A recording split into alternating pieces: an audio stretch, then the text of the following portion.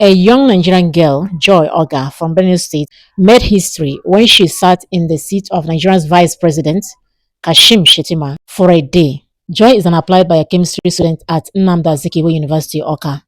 So, guys, I know that this story won't trend because of what? Because it's not controversial story. But this story is very important also. Now, if you are observant in this country, you find out that a lot of children are not going to school anymore. Most of them are carrying things on their heads from one corner to the other, selling while their mates are in school. Go to remote villages in the north. You see many girls are not going to school. So this is why this particular topic is very important that we hear about it. Now, the event is a part of Plans International's Girls Takeover campaign, which gives girls across the world a chance to step into leadership roles and speak for millions who are often unheard. Education inequality is one of Nigeria's biggest challenges. Now, she reminded the nation that over 10.5 million children remain out of school, and more than 60% of them are girls. Now, behind these numbers are painful truths.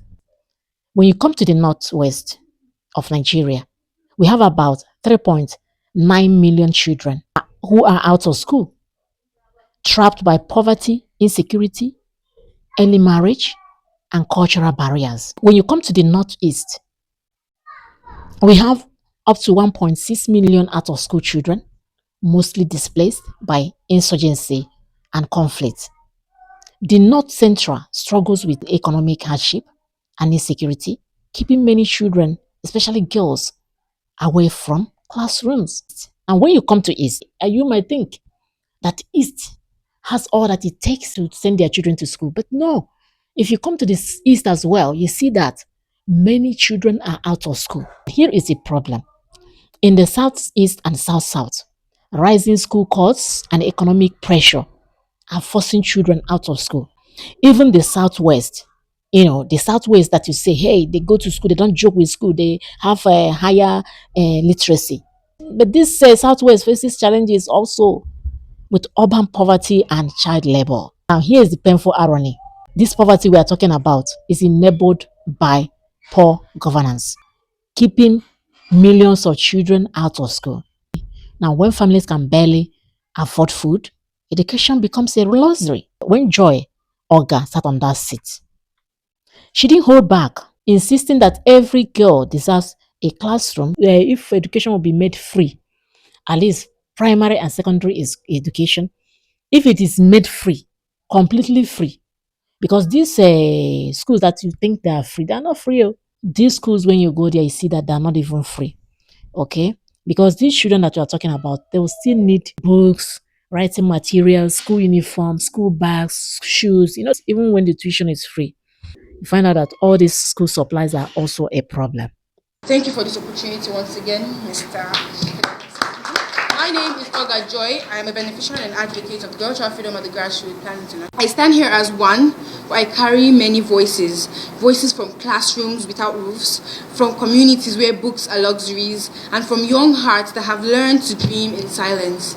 Across Nigeria, 10.5 million children are out of school, and over 60% of them are girls.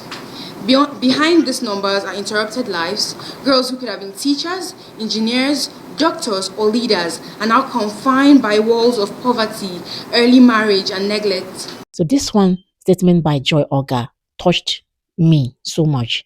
She said, I may be the vice president for a day, but the struggles I represent cannot end in a day. They must continue in our policies, our classrooms, our conversations, and our budgets. But when she finished delivering her speech, Vice President Kashim Shetima acknowledged her message and reaffirmed President Bola Tinubu's commitment to advancing girl child education, promising to continue working with the Plan International and the other partners to make learning inclusive and accessible. In President Bola Tinubu, you have an ally that you can believe and invest your trust in.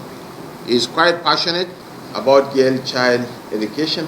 His wife It's a symbol of how, when properly empowered and positioned, a girl child can blossom into a great leader.